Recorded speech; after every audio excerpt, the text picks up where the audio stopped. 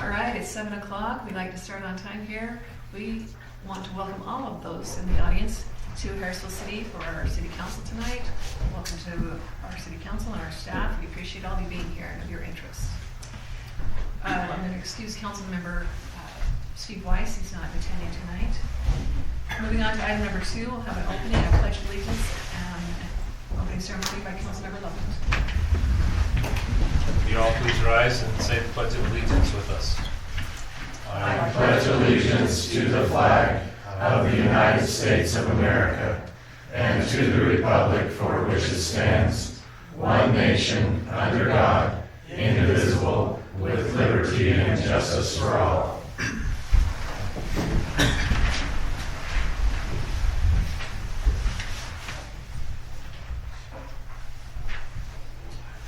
Dear Heavenly Father, we are so grateful this night to be meeting here at the Harrisville City Council. We're thankful for the opportunity to meet as a group of citizens and to talk about our community and to make it a better place for all of us. We're thankful for the opportunity we have to serve on the council and to serve our city members. We're thankful for the rain we're getting. Bless us not to have any flooding problems as we have this, and that our city will be watched over always. In the name of Jesus Christ, amen. Amen. Thank you. Moving on to item number 3, which is our consent items. Item A, approval of meeting minutes for February 14th, 2023 is presented. Council, have you had a chance to look at those minutes? Any changes? Any discussion? Hi, can I have a motion, please? I'll make a motion that we approve the minutes for February 14th, 2023. Second. I have a motion and a second. All in favor? Aye. Any opposed? Motion carries. Thank you. All right, item B. This is advice and consent of mayor's appointment of the city recorder. So I'm not sure all of you are aware, but we had Maria here for a little less than a year, and she put her, I guess, 2 weeks notice in, so that left us without a city recorder. So we did exactly what we have always tried to do. We put it out and had applications, and I'd like to present Jack Fogal for your ratification as our pick for city recorder. Is there any questions you'd like to ask Jack? I'll put you on the spot. If not, could I have a motion? What do we do? I motion that You confirm the appointment. we confirm the appointment of, okay, I gotta find it, Jack Fogal as the city recorder. I'll second it. Okay, I have a motion and a second. All in favor? Aye. Any opposed? Okay, motion carries. So with that, item number 4 is the oath of office for Jack Fogal. If you'll stand up here in the front, and we're going to have Jennie Knight do that for you. If you'll raise your right hand and repeat after me.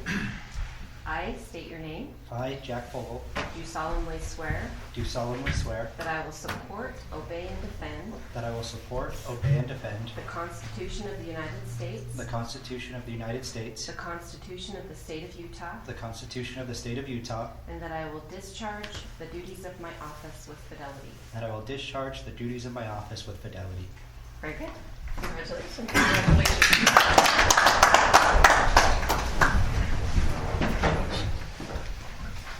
Congratulations. Thank you.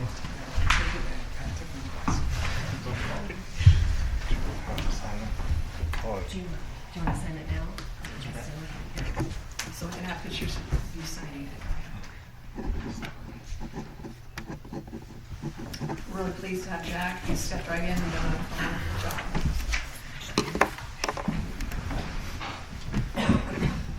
Thank you, Jenny.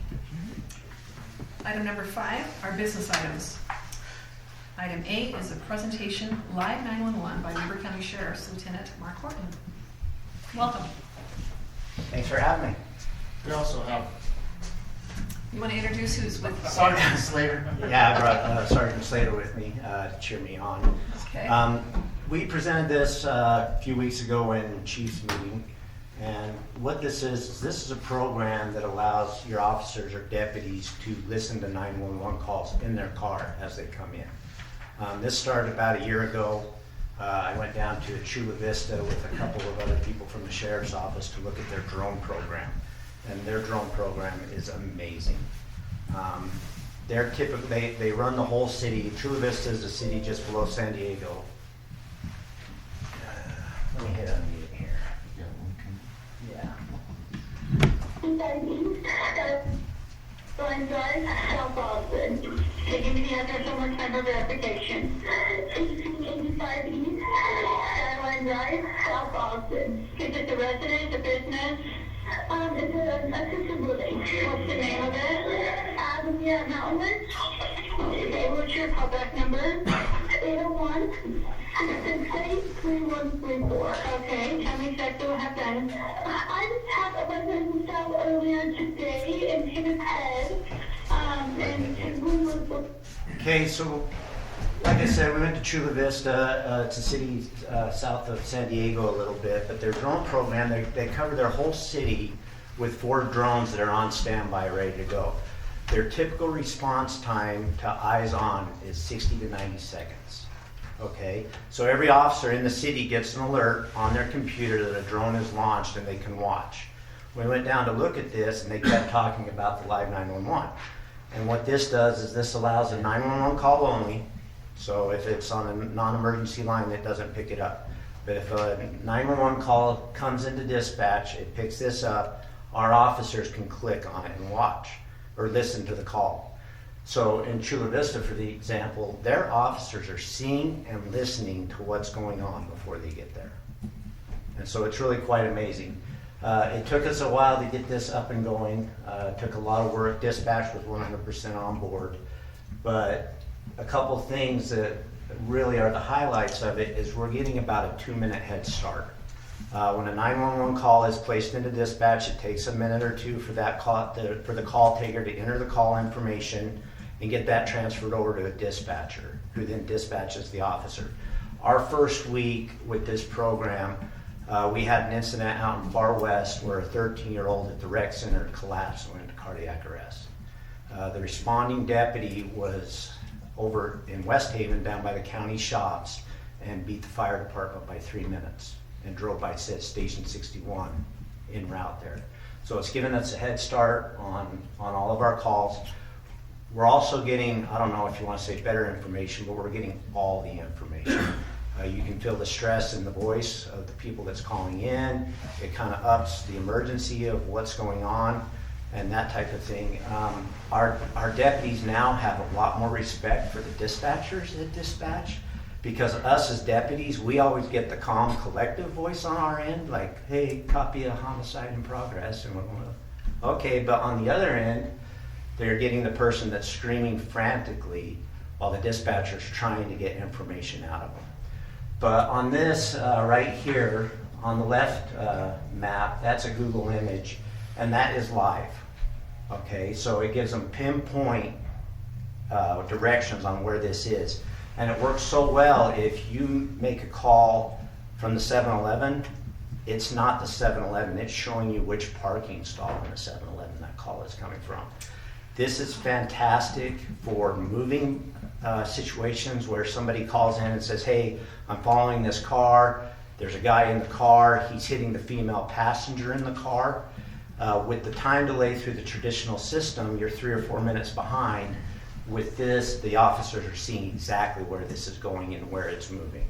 The map on the right, we have it divided into 4 sections. The shaded black sections are the 4 sections that the sheriff's office patrols. So we can cut those out. There's 2 ways you can listen to this. So if I cut out 3 of the areas, say I'm assigned to the Hooper area, I can block out the other areas so I only get calls coming into the Hooper area. The red dot, I can adjust that out or in, and I also get calls in that area. So say I'm the Hooper car, I have my section turned on, but I have that red circle set to a 2-mile radius and I happen to be driving through Ogden. It'll pick up any calls in that 2-mile section as well. And so it's really quite a fascinating program. You're seeing them, they're starting to stack up here. We've got one at Monroe and one at 27th Street. So far, our deputies are real impressed. They're loving it. We had one call, it was a car accident, another deputy responded to it, and one of the driver had gone into cardiac arrest. The very first note on the call screen from dispatch's deputy is already on scene doing CPR. And so this is a game changer for us. A couple things, it's relatively inexpensive. I was talking to Chief Wilson. You'll have to contact Mike Hallowell from Higher Ground to get exact pricing. But when we move forward with this, the sheriff's office had to pay for the hardware. And we bought a server, which was about $5,000. We went extra on the server. It can handle up to 200 people at a time. The sheriff is paying for that. He feels that this program is so valuable that it's being offered for free for other agencies that want to participate in this. But the reason it's being offered is because of our dispatch center. If another agency wants to join on this, it's all set up. It's ready to go now. We've been running this for about 3 weeks now, and we are just loving it. And so, any questions for me on it? That call that we just heard, that was live right there? That was live. Yeah, there's 2 calls right now, the blue. And this does not store any data. Okay. So if it's gone, it's gone. I mean, there's recordings at dispatch, but this does not save any of the calls. So I don't know if you want to unmute it for a sec. So another point that we kind of made in the chief's meeting that we listened to is a lot of times when the dispatchers are taking these calls, they don't maybe hear something an officer might hear too. So you're going to get some valuable information that maybe only an officer will hear while they're getting dispatched as well, which was a pretty good point. Another thing that the Chula Vista model, they're pretty well advanced on this now. We're just beginning with it. But the dispatcher can see which officers are listening. So they can see that the officer is responding, is listening to the call. And so Chula Vista is their point where the dispatcher will say, the responding officer is listening to this call right now. So do you have anything you want to add before he gets there? So, but like Chief Wilson was saying, we're getting all of the information now.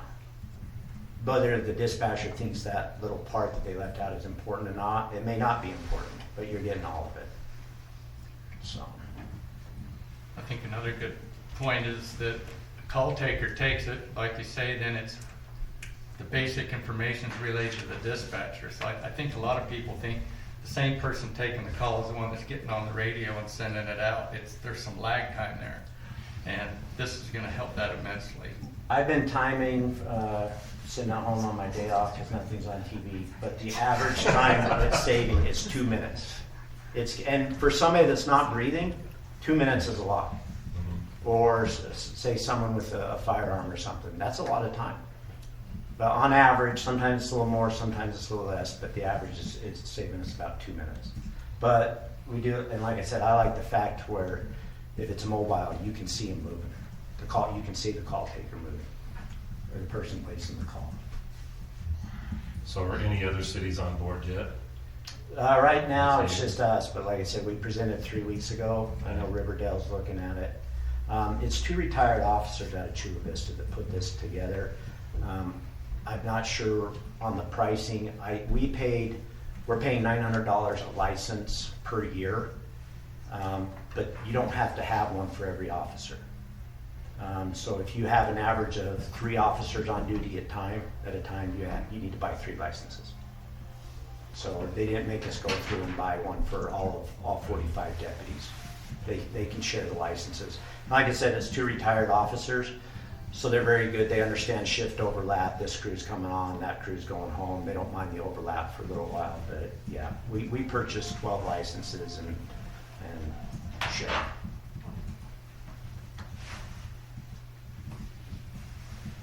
Any other questions? What do you think, Chief? Well, I like it, or I wouldn't have asked. I think it's very valuable. I think that the sheriff's department is on point with a lot of things they're doing, and I think it's good for the citizens and the officers. I mean, it can translate both ways. You can hear something on there, officers can respond a different way. You know, the citizens, we're hearing what they're saying. Our response time's faster. which is already good. Well, the other thing I like about it is you know what's going on right there. Now, you talked about medical needs. What if it's a theft, or it's a gun, or there's a hostage situation? That information is very critical as you're walking into the situation.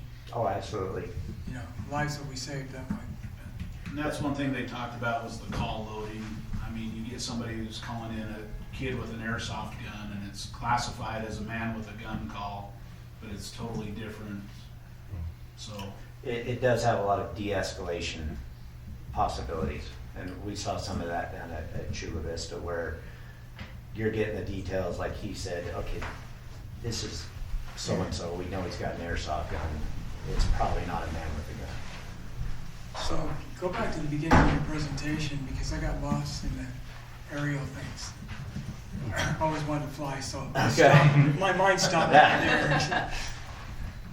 So basically, this is a visual thing that's going on as well as No, sound. that's I'm not understanding that. Chula Vista's running this program along with their drone program. Okay, so that's. And so their responding officers can see and listen to it. See, that's where I took the wrong exit. Yeah. I went to Chula Vista. Yeah. And they just, the drones just go up for 911, right? No, down there. Yeah, They run during the day, and they go to any call where they think they can help. When I was down there, while I was there, they had a call come in. It come in as a fight in a parking lot. Drone was on scene in 60 seconds, and you could tell that it was a mentally challenged situation, and it was a kid in a parking lot hitting himself. It wasn't a fight in progress. So the responding officers are seeing that and listening to the calls and know what's going on before they get out of their car. Because any officer responding to a fight in progress is going to be like, oh. But then watching that before they get out, they're like, okay, that's a de-escalation tool. Before you even get out of it, before you even get out of the vehicle. So we wouldn't have, if we bought into this, we wouldn't have the visual, we would No. just have the. You would have this right here. Well, you could push for the drones too if you wanted. The sheriff's office is pushing that too.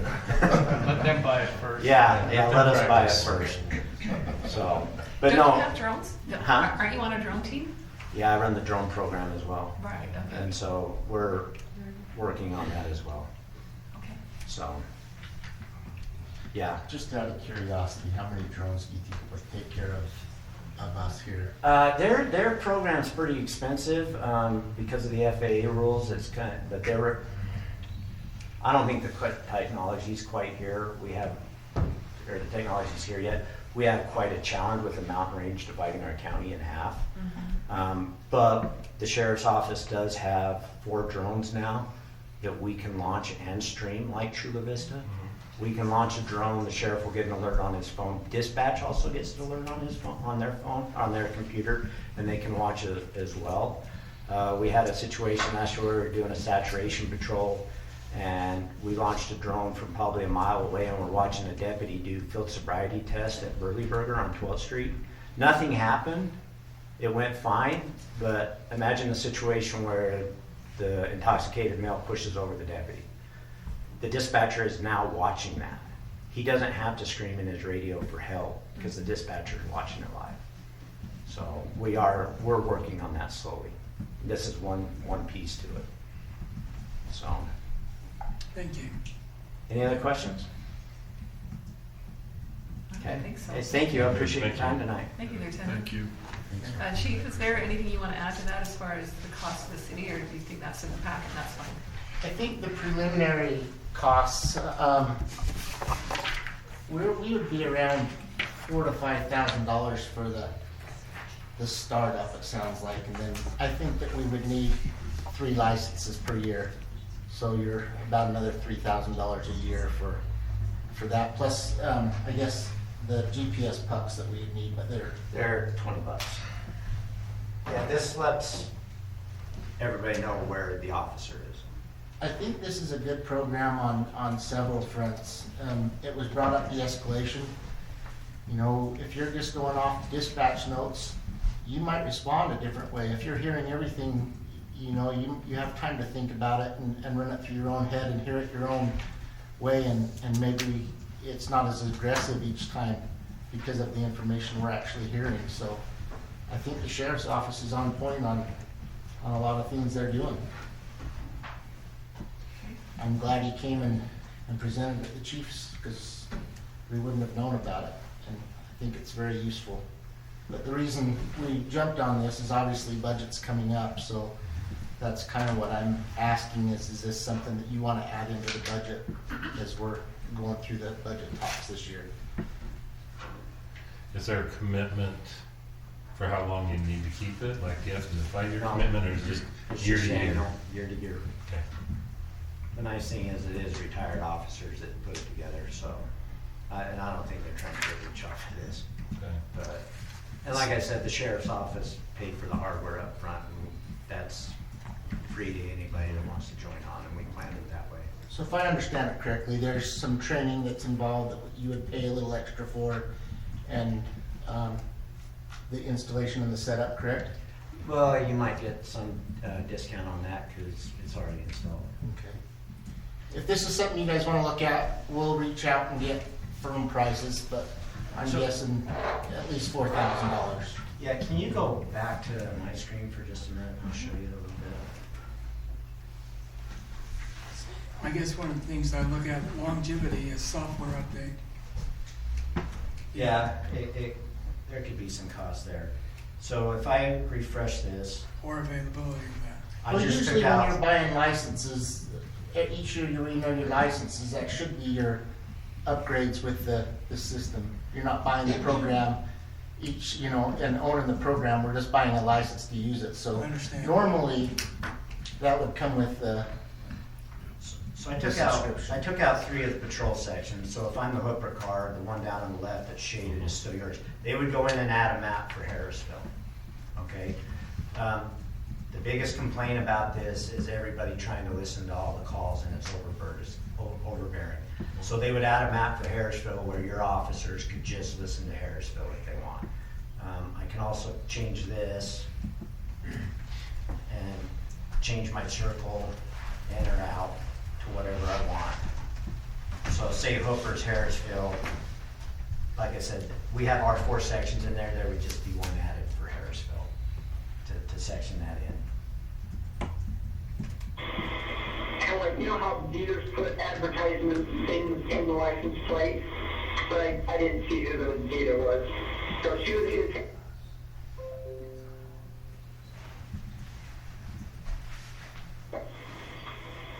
Sorry, everybody rolling today? Okay, is this thing serious? So, yeah, there it is in a nutshell. Like I said, they would have a map in there for Harrisville. And that's easily done through dispatch. Chief, that individual in the back raised his hand. Sorry?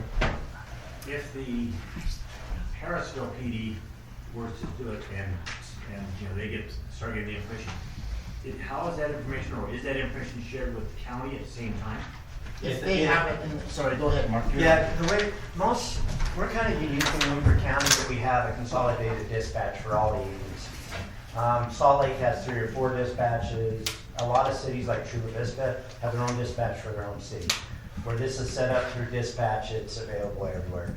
Harrisville would be able to listen to the county calls. We would be able to listen to Harrisville and stuff like that. Yeah. Thank you. And having said that, we all respond. If other agencies need help, we're not just responding to Harrisville calls. We help them with Ogden, Pleasant View County if they need it, and vice versa.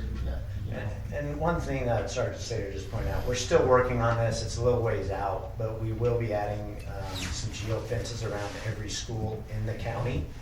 So if a 911 call comes in at a school, no matter where you are or what you zoned out, it'll take priority and come through. So you may have unlocked or turned off the Hooper area.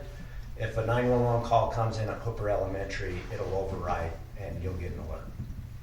So, but we're still working on that. We've got to geofence all our schools, so it's going to take a little time. So. Thank you. Thank you, Chief. Any other questions? Sorry about that. No, you're good. Thank you. So is this something we want to learn more about, put on an agenda for consideration later? Yeah, I think so. I'd like to. Okay. Can we do that, staff? All right. Thank you again for coming and presenting to that. That's very interesting. Oh, thanks for having me. I appreciate it. Any chance to see Arnold? Thanks, Mark. You bet. All right, item B, discussion, possible action to adopt resolution 23-02, which is a resolution to adopt an interlocal agreement with Weaver County for 2023 and 2025 municipal elections. Jennie? Thank you, Mayor. Good evening, Council. As we have done in the past, this is a renewal of a county interlocal agreement for our municipal elections for the 2023 cycle and the 2025 cycle. So this agreement would end in January of 2026, and then we would renegotiate another interlocal agreement. It's basically the same services they're offering now. The city is still responsible for candidacy filing periods, meeting all the public notice requirements, but we combine for the ballot processing, and they help us facilitate through the local vote centers. We all have drop boxes at our municipal halls throughout the entire county. People can drop off their ballots at whatever location is convenient for them, and then the county conducts and takes care of all of the voting officials, things that take place, the election officials for the day of elections, and they also help us conduct our primary election if one is necessary. So this is set out in the exhibit of the interlocal agreement. They have set a per price, $2.25 per registered voter for our city is the price that is included.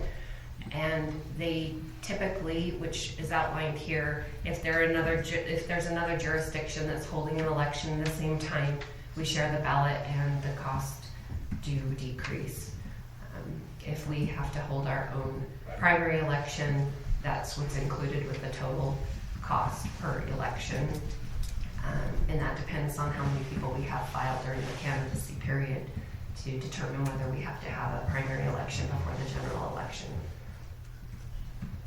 Just a continuation of what we've been doing the last, well, probably since 2013, I think was the last time we held an election here at City Hall, in-person election. I believe, that's off the top of my head. It's been a while. So the cost is per registered voter, not per how many people actually come and vote? Right, it's per Okay. registered voter, and it is a shared cost. Typically, we haven't ever paid for an election outright on our own because there's typically the school board, somebody else holding election during the same time frame. So it's not common for us, but it is agreeing that we will pay for that if there's no other election in our jurisdiction. Okay, thank you. Any more items of discussion? All right, if not, may I have a motion? I'll make a motion to adopt resolution 2302 to adopt interlocal agreement with Weaver County for 2023 and 2025 municipal elections. I'll second it. I have a motion and a second.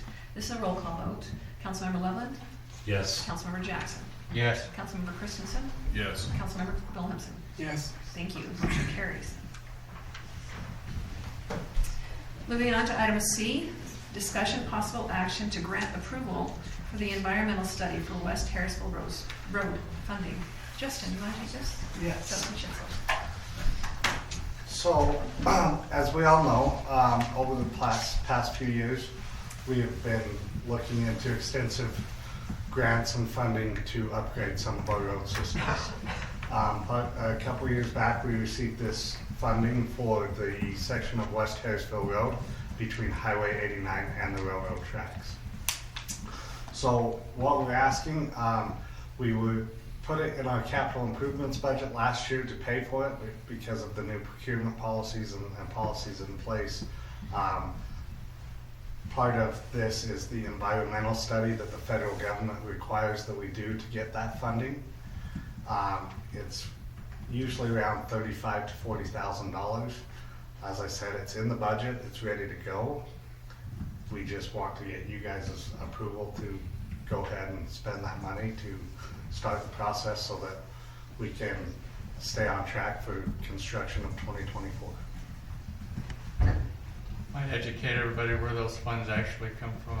They come from the federal government through the transportation grants that they have. So we do have a small match to that. It's about 10 to 15% of a $3 million project. So This is granted through Weber County. this This one's not? This one's actually through the federal government and then the state. We have another project that is going to transpire at the same time from 1200 West to the tracks that was funded by Weber County and Waycott. So they're gonna run simultaneously, and we're gonna try to use the same contractor, but they're two different funding mechanisms. Okay. So that's why this one needs an environmental study, because it's through the federal government. West Harrisville does not need, or the west portion does not need the environmental study because it's not a federal government grant. Okay. So they're giving it to us and then taking it back, is what you're saying. Any questions? So this one we're talking about is from the highway west to the tracks. To the tracks. Okay, so most of it would take place on the south side? I mean, because we got curb and gutter on the north Yes, side. it'll be the south side. There might be a little bit of property acquisition right on that corner lot Right. of West Harrisville and North Harrisville. And then a lot of the other properties, we already have the dedicated right of way. And then what we're gonna do is extend that out, curb gutter on the south side, Okay. repave the whole thing, restrap the whole thing at that time. If I'm working with other agencies, Bonavista, Pineview, whatever we can do, if at that time we can get under the railroad tracks with new infrastructure, we will do that. So we're just trying to, like I said, this is the very initial step. Once the environmental's done, then we can go on to the process of actually engineering the project.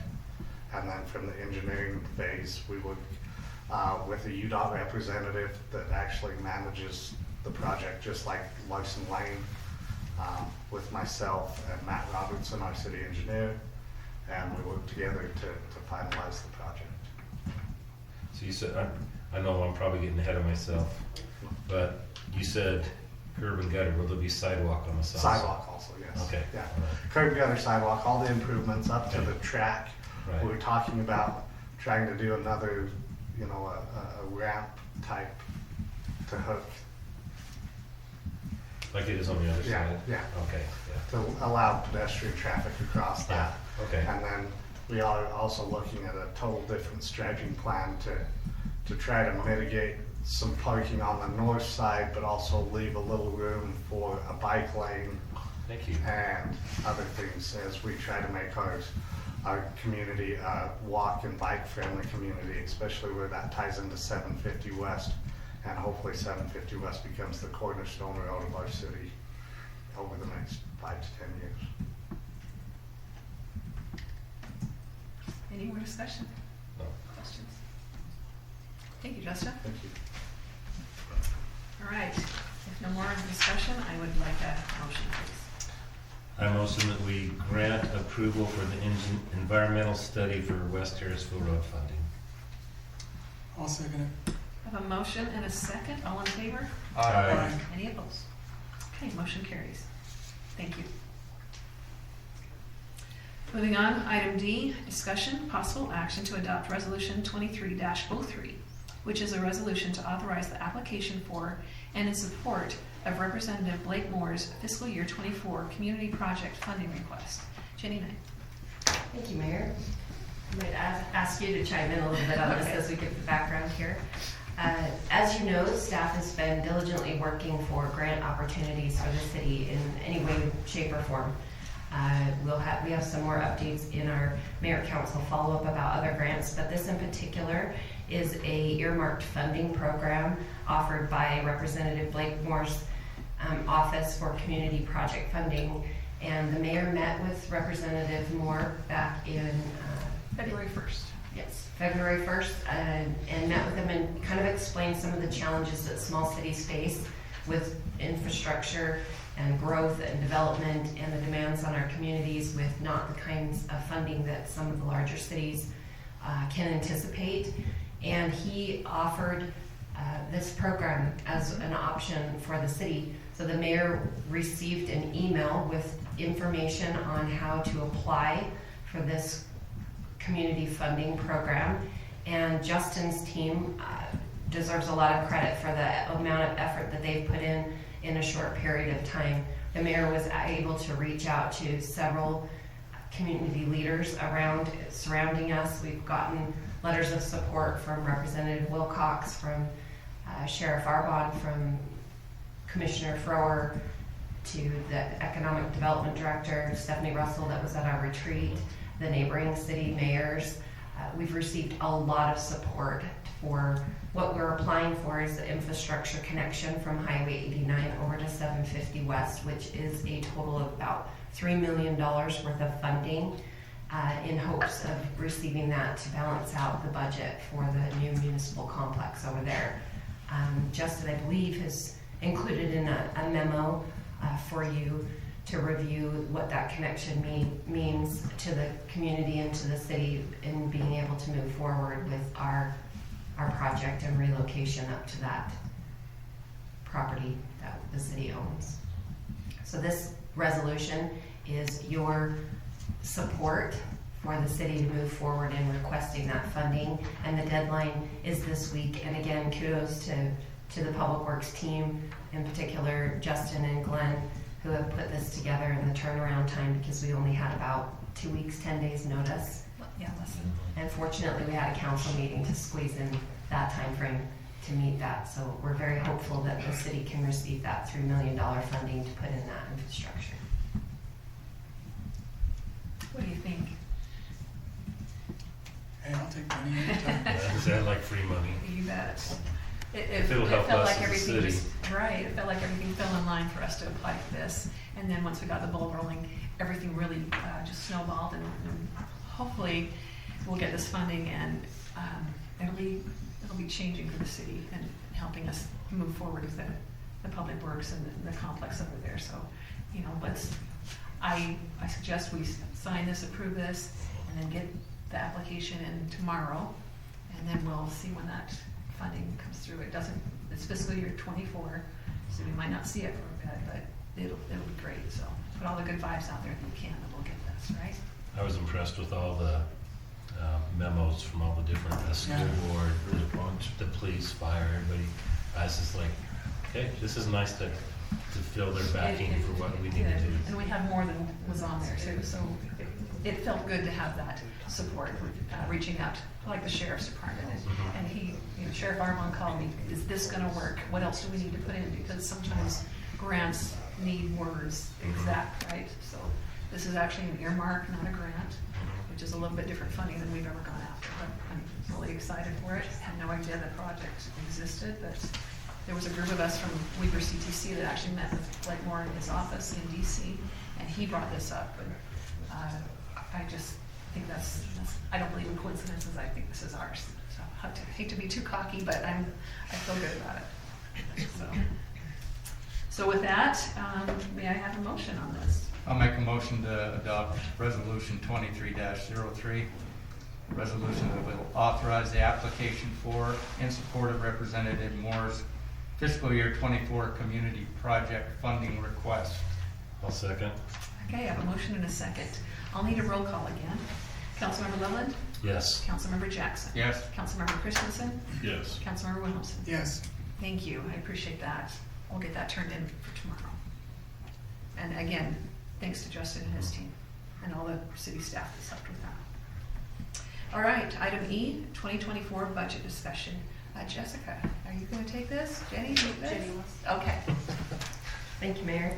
I think there's a lot of moving balls going on this year during our budget season. As you can see tonight with the presentation with the Live 911, we're looking forward and trying to anticipate any costs that the city could foresee in the next fiscal year to include in our budget, so that we are are prepared. I first wanted to thank you all. We had a very difficult budget season last year, and you were faced with one of the most significant challenges the city's ever faced, with the record property tax increase.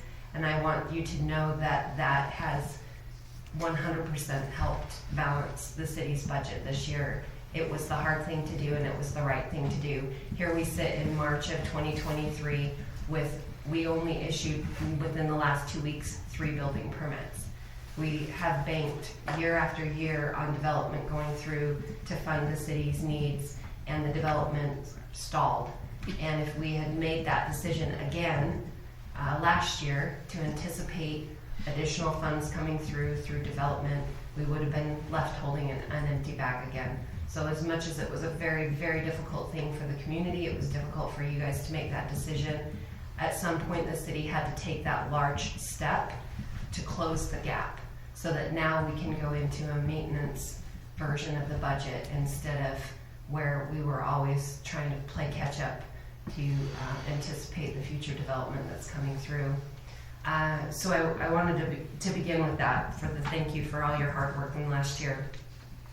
So as we discussed in our February meeting, we have, we'll go clear back to the retreat. I think we provided you with as much information as we could in January with the anticipated needs of each individual department in the city. Some of those numbers have changed a little bit, and most of them have stabilized. But what we set as a goal in February is now what I'm bringing forward for more discussion. A decision does not have to be made this evening, but this morning I met with the bond counsel and bond advisor for the $9 million issuance that is remaining of what resolution we adopted last year for the City Hall and Public Works building.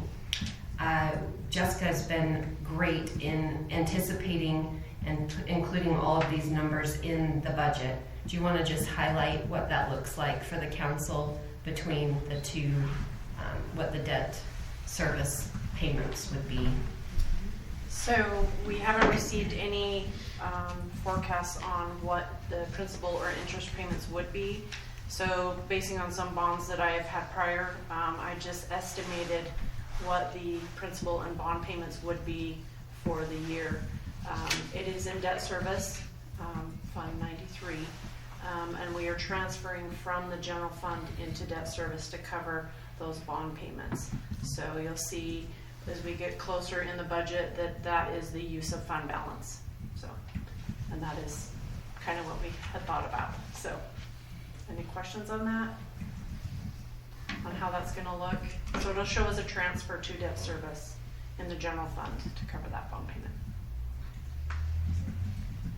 So our public works has been sold essentially. How long do we have before we have to vacate it? So we have to be relocated and out by January of 2025 for the public works, and we're on very good track for that. We've been meeting twice a month with the architect, and the last 2 or 3 months with the CMGC, which is the construction manager, general contractor on that project, and we've nailed down a pretty good site plan that will be going to Planning Commission in April for their approval, and we'll begin the process of construction this summer. We're anticipating, and we'll have an invitation and everything to a groundbreaking ceremony for that, for the Public Works building, to meet that need. We have a lot of, we're anticipating a lot more information to come in. Northview Fire has expressed, as you read in their letter, an interest in combining our public safety building with a substation for their fire department. We've since been in communication with the property owners to acquire the property necessary for Highway 89, and we're hopeful that if we receive this $3 million, the remaining bond should cover the building for the administration and the public safety building as far as we can see based on the cost. We actually have an advantage this year versus last year. With the Public Works building, we didn't have a very great idea of what cost per square foot would be. This year we do, because we're midway through the public works building process, we have a dollar amount per square foot for the admin or the public safety building. So we have a better idea of what the costs are gonna be to build those buildings than we did last year. So we have that to our advantage. As far as timeline goes, the bond council, he said that if the resolution expires in May, that we will have to go through a reissuance. We'll have to go through the same process. So we are on a timeline to issue the $9 million. Would that entail a higher interest rate, do you think, if we had to do that? That is hard to say. Since we've issued bonds in the past, that's at our discretion as well. The mayor and I, as we put it out to sell those bonds, we can make that type of a decision. As you know, we opted to do a 25-year bond with the Public Works building rather than a 30-year bond, so it made it a little bit more of a payment, but we'll pay it off faster. Excuse me. So there's the main reason for bringing it up now is for you to be thinking about that so that we can make the appropriate decision before May. If it does expire, it's completely up to you. The new timeline that we work by. We're hopeful to get an answer on this funding request before that decision has to be made in May, so that we know on sure footing how we're going to step forward, essentially. There have been a few other things that have come up over the last couple of weeks. One of them is our Youth City Council has a new advisor. Her name's Elizabeth Hansen. She actually took the YCC to A Lincoln dinner. Over the weekend. They've also attended Local Legislators Day in January. She's very excited to increase the Youth City Council and their involvement in their education in how local government works. She is asking for a little more money in the YCC budget this year to support those efforts. I think it's an additional $3,500 that she put in her email. I'll get those specific numbers for you on what she's asking for. The tentative budget does have to be adopted in May, so that'll be a pretty good decision-making night for us moving forward. And to Jessica's point earlier, we will not have the tax rate until when it gets closer for us to know exactly where that's going to put our certified tax rate. Yeah, so with the certified tax rate, they just have tentative preliminary numbers on property tax values. Keep in mind it was from November. We'll get the preliminaries probably in the next couple weeks, mid part of May, probably after we adopt the tentative budget. So we'll adopt it based on our assumption. Then when we adopt the final budget, the property tax rate and values will be adjusted based on what we adopt. So that will be a change in the budget. All right. Any questions? We'll be addressing this again in the next couple of months, but just wanted to give you a heads up. Things to think about. Okay. I'm good. I would encourage you to reach out, please, to Jessica or myself, or even the department heads if you have specific questions about their budget, so we can get all of your questions answered before we do need to adopt that tentative budget. So are everybody going to compile what they think they need to have, and then basically reconcile it with how the funds are available, if it be over or under, and then start making adjustments as need to be? Is that how we're going to do it this year? That's how we have done it. Mm-hmm. It's done, basically. Yep, we've already completed that process. How are we looking? We're looking really very good right now. We can present to you a balanced budget. I guess that's what I was asking. Yes. Yeah. Based on the hard decisions that were made last year, we can. Let's know if there's enough butter to put on the toast. We have prepared that balanced budget for you. There are these outstanding decisions that have to be made prior to that or in conjunction with that, most likely in May, if we want to move forward on our current timeline. Any more discussion? Okay, thank you, Jenny. Thank you, council. Okay, moving on to item number 6, which is public comments. So this is an opportunity for those in the audience to come forward to the podium and state any concerns that you have in the city. You are limited to 3 minutes. This is not a discussion. This is for you to tell us what your concerns are, and we will address those after public comments. I hope that's understandable. So I will open the time for public comments, and come forward and state your name, please. Hello, I'm Gary Worthen. I am with the Sheriff's Office too, but I'm also on the Weber County Sheriff's Mounted Posse, and that's typically why I'm here tonight, just to give you guys a heads up of where we're at and what we're doing. Over the last few years, we've had a lot of retirements, we've lost a lot of membership, and we're hurting. We have now joined with another group called Utah Mounted Thunder. They are a competition, horseback riding, shooting group. They do competitions all over the state, out of state, shooting balloon courses. They don't have an arena. They've got over 100 members, but only about 40 active members, which is really going to boost our membership. We have an arena, so that's why they're going to come up, use our arena, they're going to practice, they're going to have events. We're also going to try and pull in some cow cutting groups, some ropers, even barrel racing. The way this posse ground has been set up over the years, it's only usable during good weather. We went to the legislature this year and we tried to get money to enclose our arena so it could be used year round. Most of these groups look for enclosed arenas. They bypass open arenas. They don't like them. We got in too late. We didn't get the money this year, so we will hopefully get money next year. But we just want to give you a heads up that we're going to start having more events more frequently than ever in the past. At night, there's going to probably be a lot of different groups practicing in our arena.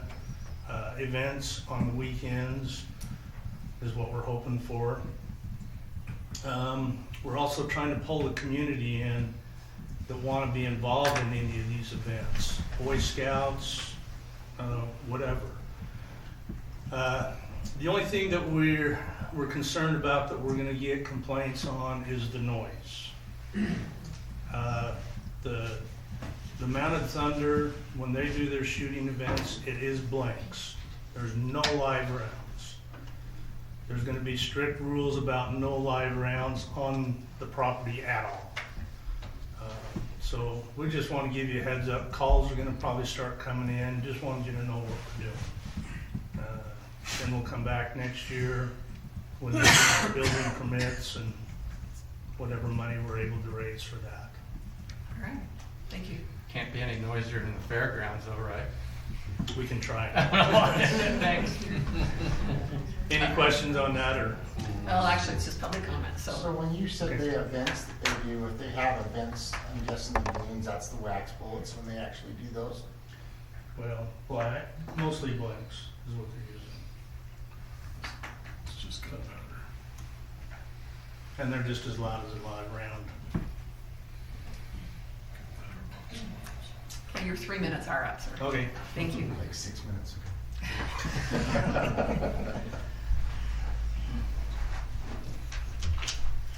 I'm gonna sneak up here. Hi, I'm Ashley Kraft, and I just want to say thank you, Mayor and City Council members, for all your service for us in the city. I am bringing up a animal abuse case that I'm sure most of you are aware of, but we do have a petition to present to you from the citizens of Harrisville and surrounding counties.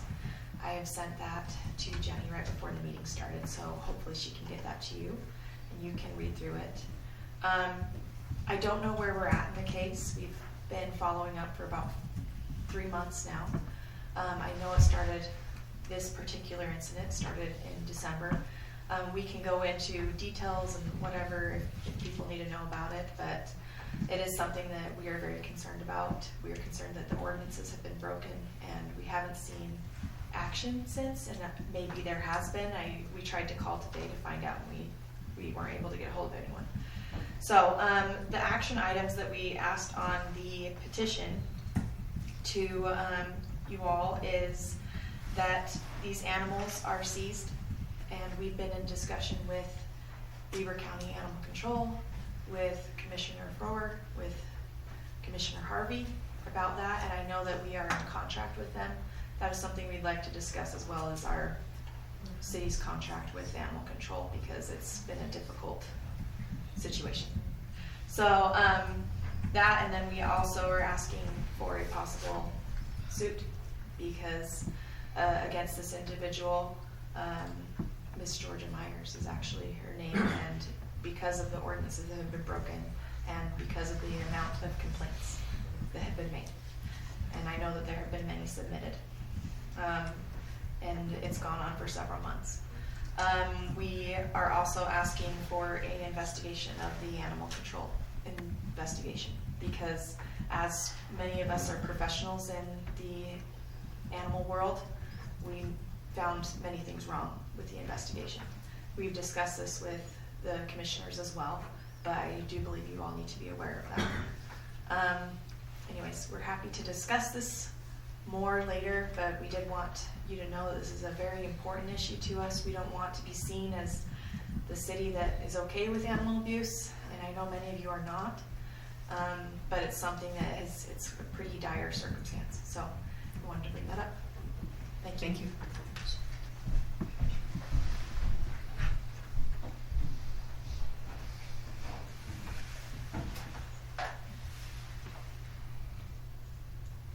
Any more comments?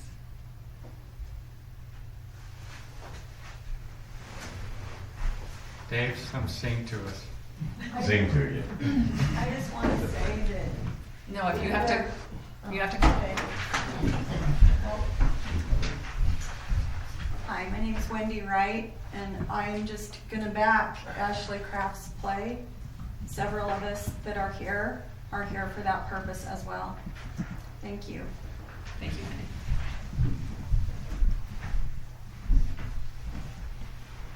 Any other comment?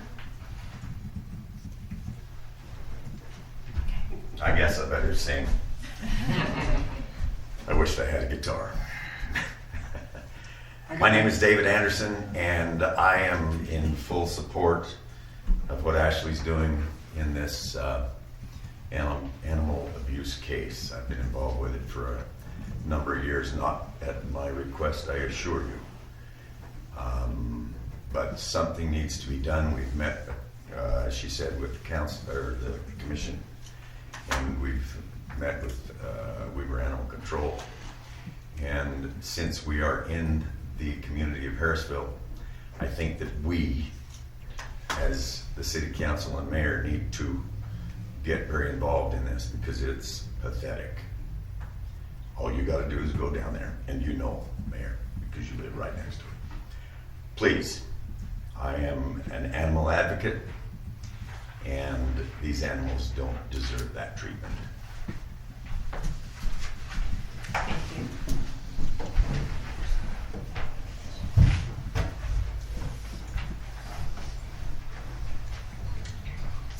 Hi, my name is Luan Middleton, and I am 100% behind Ashley and all the others that are working on this.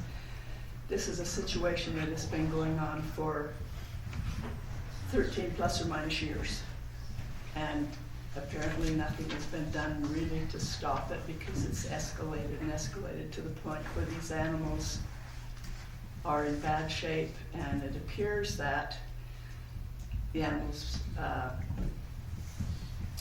well, they need to be taken care of. This is our concern about the animals, that these animals be taken care of, and the animals, that no more animals are brought in to be in the same situation under the care of that person. And there are many, many of us in the horse community that are in 100% support of this, and we would do anything we can to help. There's things that are broken in the process that need to be identified and fixed. to protect these animals. And in this community, there are many, many. The horse community here is very strong, and we would appreciate any support and help that we can get in taking care of this issue. Thank you. Thank you, Luan.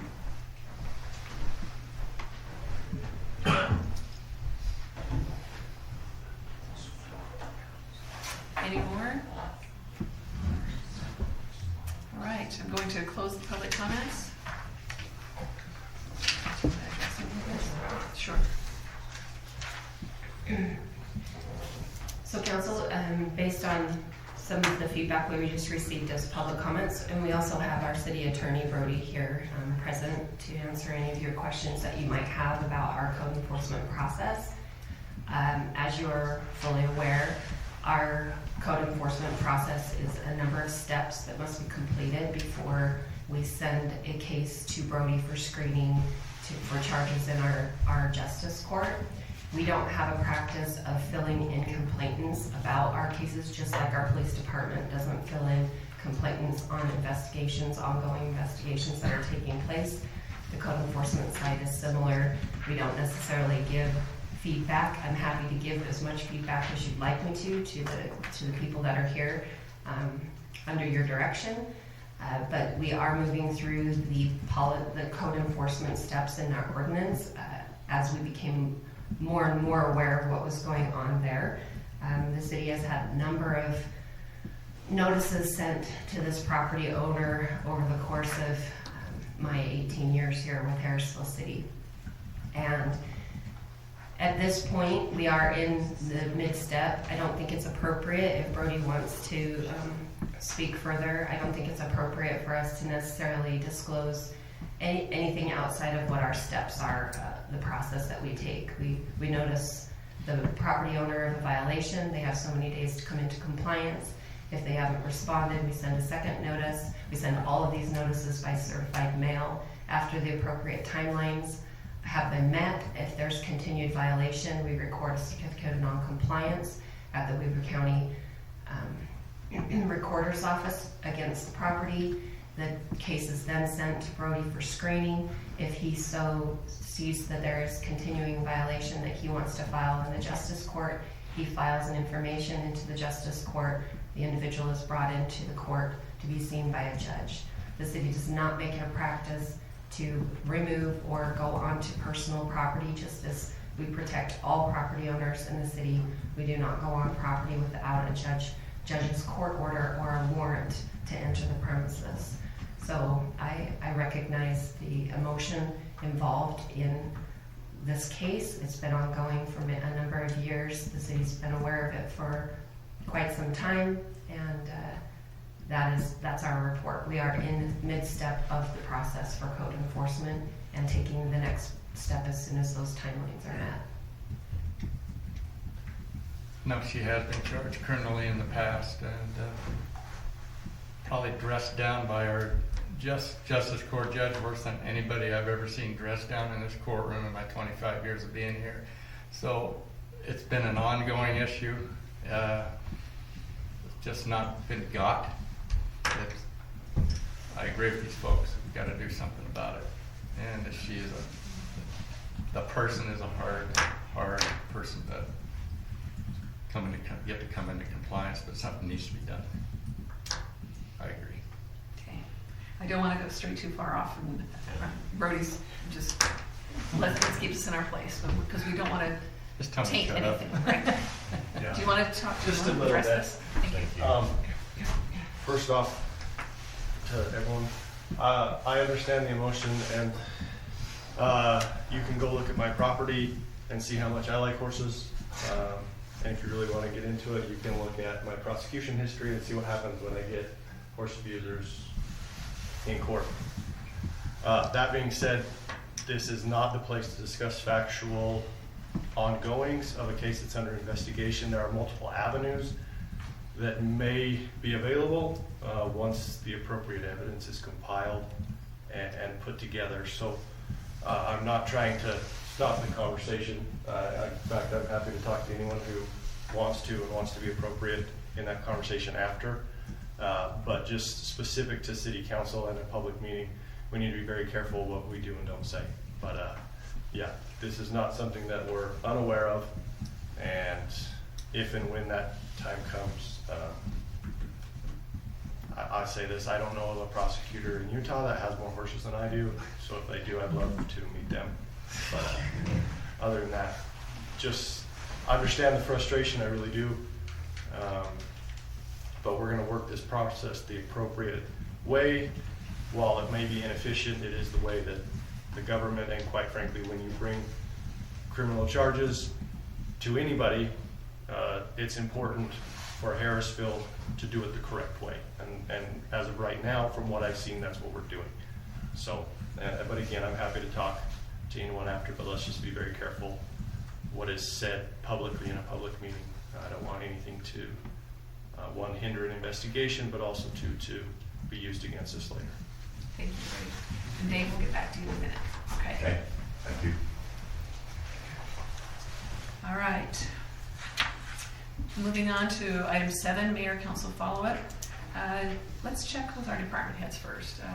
Chief Wilson, you want to give us a report? I don't have a ton tonight, but Sergeant Nick Taylor was given the chance to go to the leadership class that we've attended in Georgia, a 2-week class, so we're excited that he's going to that next month. So, Great. other than that, we've been just trying to do parking and work with Public Works on what we can do with the water that's coming. All right. Thank you, Chief. Justin Shinslow, Public Works Director. I think I may have a little more to say than Chief. As I've been very, very open and transparent to the city's Facebook and other avenues such as KSL 5 News and the Standard Examiner in the past week, our major concern is flooding. We have so much water. We have so much water on the benches and on the mountains that has to come down. We have so much water that our ground is saturated and will not take any more water. We're doing everything we can. We are providing sandbags at a stunning rate. So far, in less than a week, we've handed out 1,500 sandbags, hoping that within the next 4 days, I will have, with the volunteers that we're asking you to come out tomorrow afternoon and Thursday afternoon from 4 to 6, and the machinery and equipment that we have on lease, we're hoping to have at least 5,000 sandbags for residents to have and use. Mind you, it's not just for right now. We are the very start of the next 3 months of all the snow coming off the mountains and coming down into our city. So it's going to be a long, hard-fought battle. We're very grateful for the moisture and the filling up of our reservoirs and everything that it brings. We are, but we also are trying to prepare our citizens. It's going to be flooding. And I've had numerous calls about people saying, well, how come my sump pump's running constantly?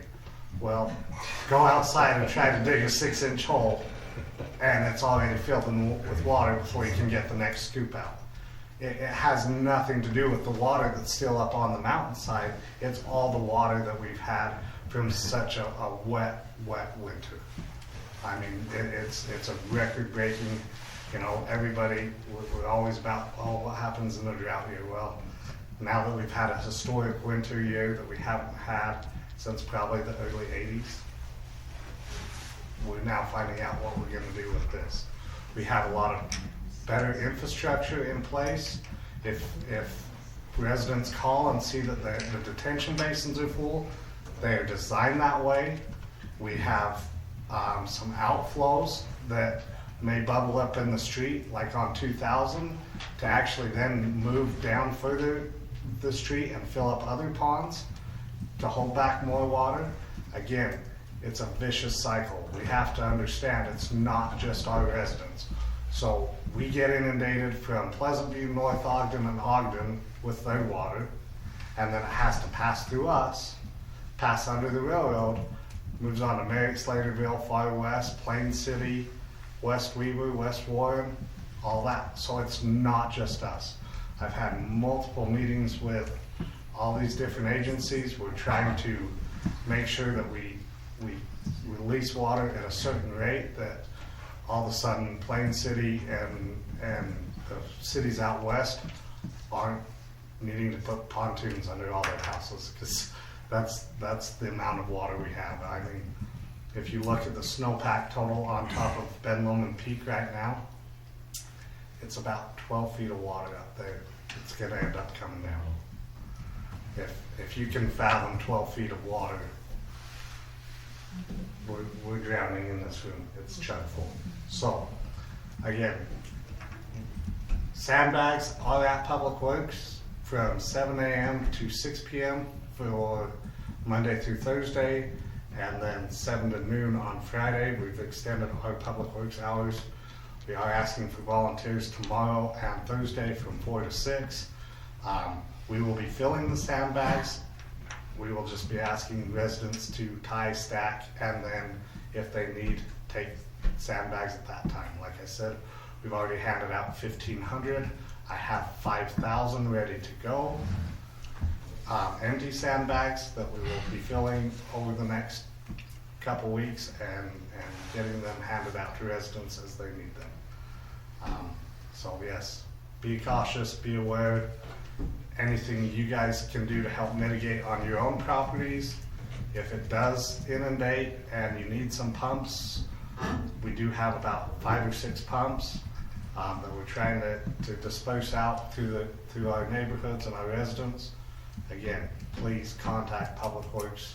We will try our best, knowing that there is going to be flooding and it's just inevitable with the amount of water.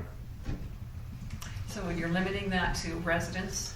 So sandbags are for residents only, and when you come pick them up, you either have to show proof of address by driver's license or a utility bill.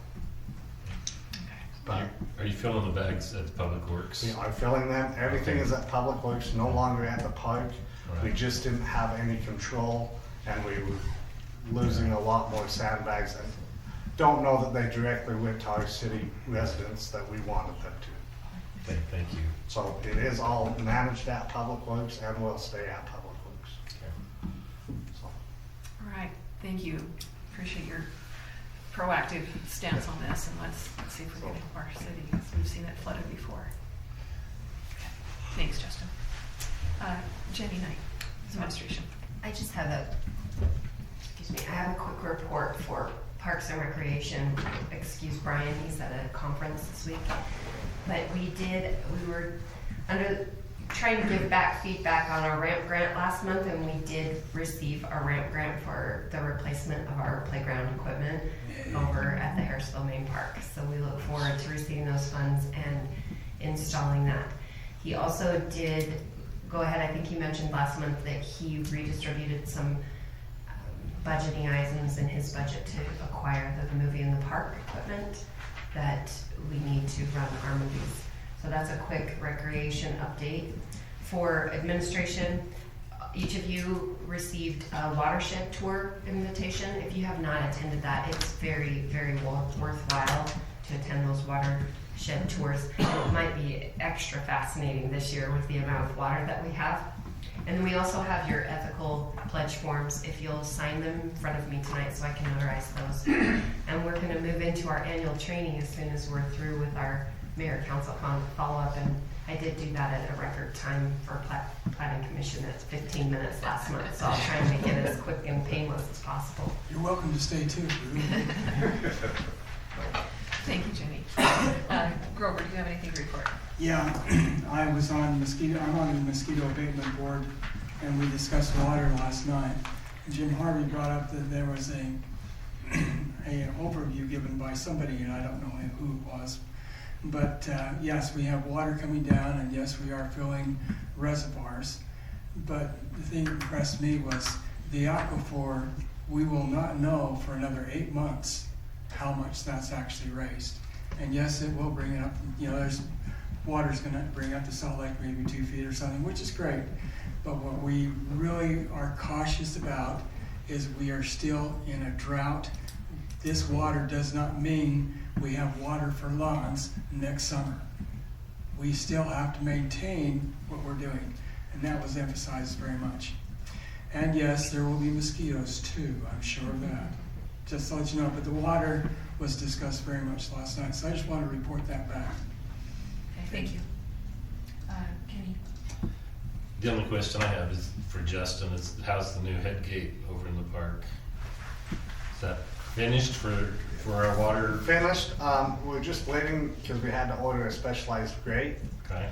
And so it's coming. But the head gate is fixed, it's operable. Okay. We will be holding water back at the main park.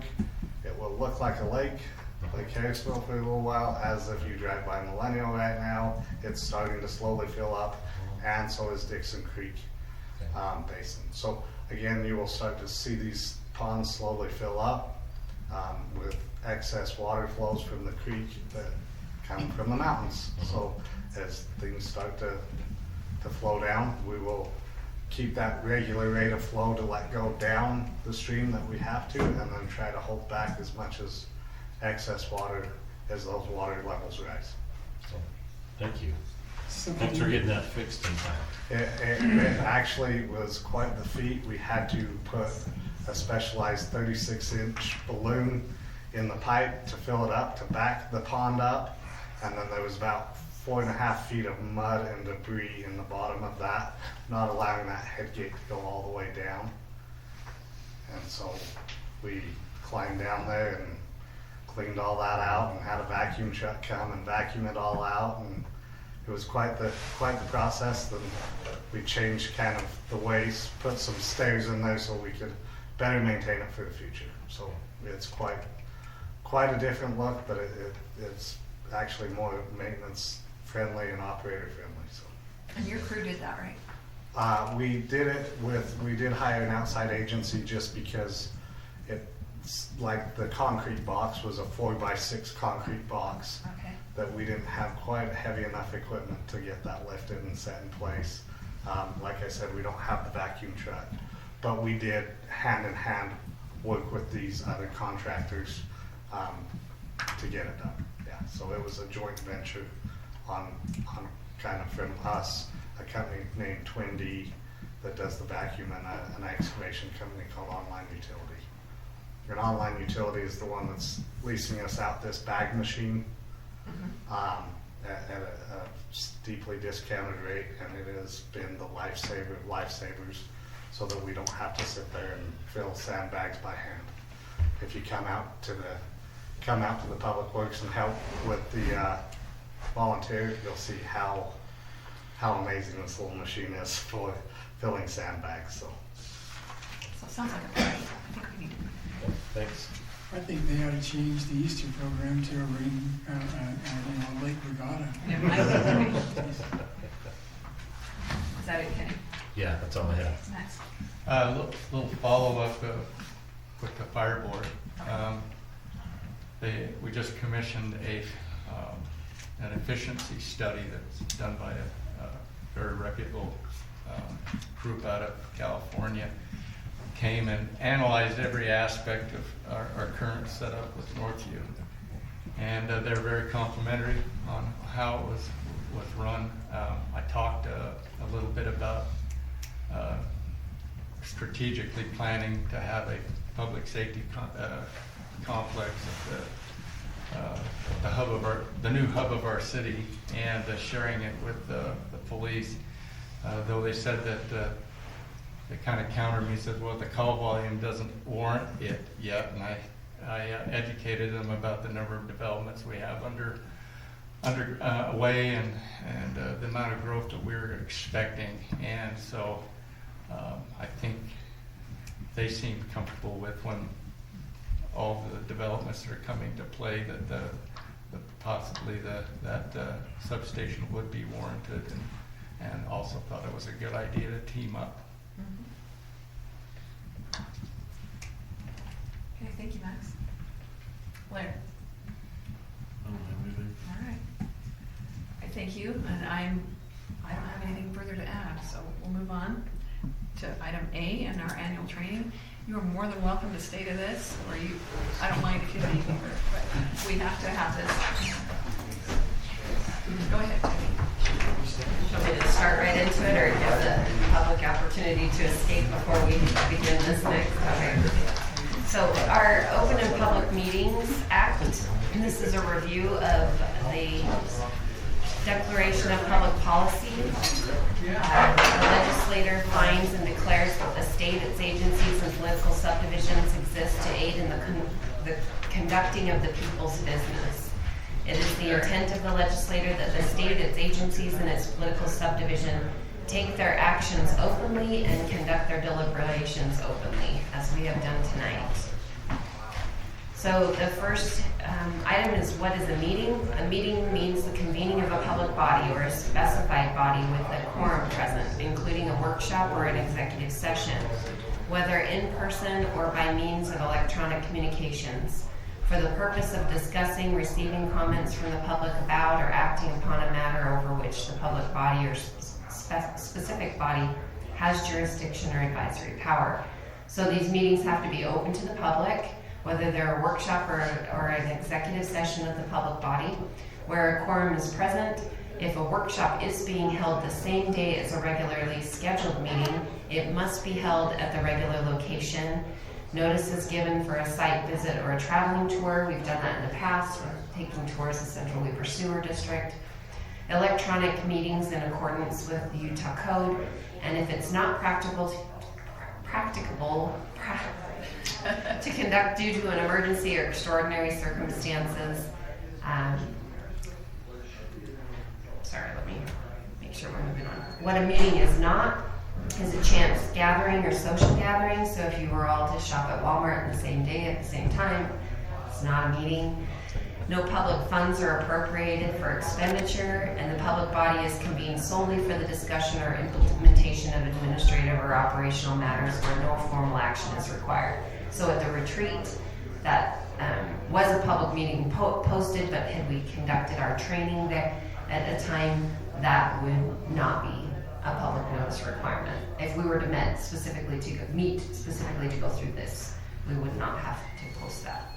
What is a public body? Any other administrative, advisory, executive, or legislative body of the city that is created by statute, rule, ordinance, or resolution, has 2 or more members, it spends or is supported by tax dollars, has authority to make public decisions.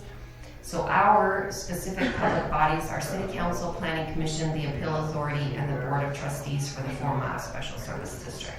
Could we close the door? Do you think it needs to be open? It's a public meeting, so we can, is it okay if I just continue? Just keep going, yeah, okay. I think we just close this one door. Just one. So public notice requirements require that we give notice annually. So in January, we post the annual schedule of our anticipated public meetings. We include the date, time, and place of the scheduled meetings, and at least 24 hours prior notice of each meeting, we post the agenda for that specific meeting. On the Utah Public Notice website, we provide it to a local media correspondent. We just provide it to the email for the Standard Examiner, and the agenda must include the topics to be discussed and decisions that may be made. So if an item is not on the agenda, then no action can be taken on that item. A closed meeting may be held if a quorum is present. The meeting is an open meeting for which notice has been given, and 2/3 of the members of the public body present are at the open meeting vote to approve the closed meeting. And for a meeting that is required to be closed, if a majority of the members of the public body present at an open meeting vote to approve closing the meeting. A closed meeting is not allowed unless each matter discussed in the closed meeting is permitted under Utah Code. So an ordinance, resolution, rule, regulation, contract, or appointment may not be approved at a closed meeting. A public body may not take a vote in a closed meeting except for a vote on a motion to end the closed portion of the meeting and return to an open meeting. A motion to end the closed portion of the meeting may be approved by a majority of the public body members present at the meeting. The following information shall be publicly announced and entered on the minutes of the open meeting: the reason or reasons for holding the closed meeting, the location where the closed meeting will be held, and the vote by name of each member. That's why we do a roll call vote when we go in and out of a closed meeting.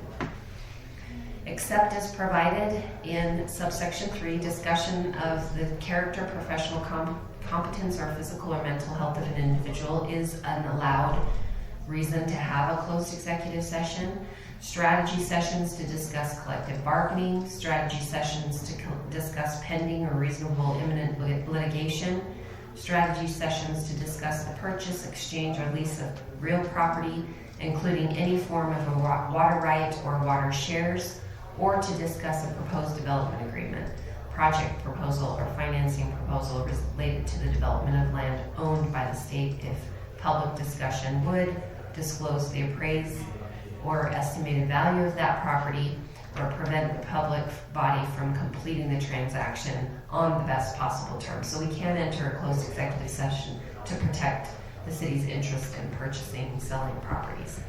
Strategy sessions to discuss the sale of real property, including any form of water right, if a public discussion of the transaction would disclose the appraisal or estimated property of the property under consideration, or prevent the public body from completing the transaction.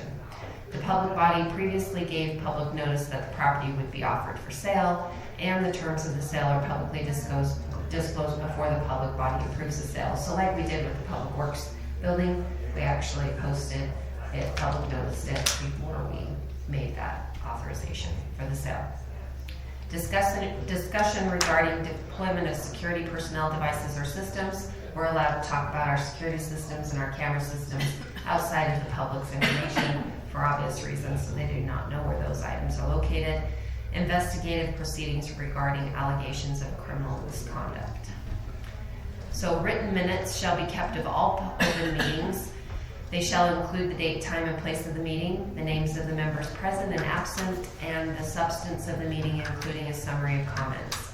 A record by individual member of each vote taken, the name of each person who is not a member of the public body, and after being recognized by the presiding member, provided testimony or comments. That's why we have each individual that gives public comments come to the podium so that we can recognize them. And any other information that is a record of the proceedings of the meeting that any member requests be entered into the meeting, or to the minutes or the recording. The city shall make pending minutes available to the public within 30 days after holding the open meeting. Within 3 business days after approving the written minutes of an open meeting, they must be posted and make a copy available of the approved minutes and any public materials that were distributed at the meeting. Make the approved minutes and public materials available to the public at our office here at City Hall, and the written minutes or recording of an open meeting that are required to be retained permanently shall be maintained in or converted to a format that meets long-term record storage requirements.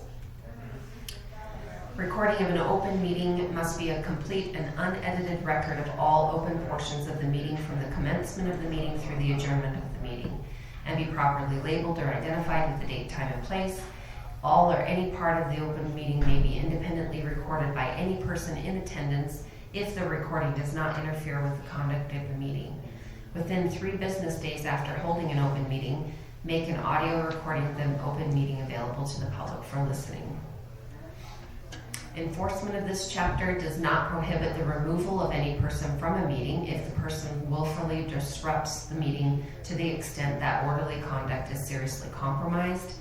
Any final action taken in violation of these sections is voidable by a court of competent jurisdiction, except the public body otherwise complies with the provisions of the code, and the failure was a result of unforeseen internet hosting or communication technology failure. Aren't we glad they added that, because that's often the case.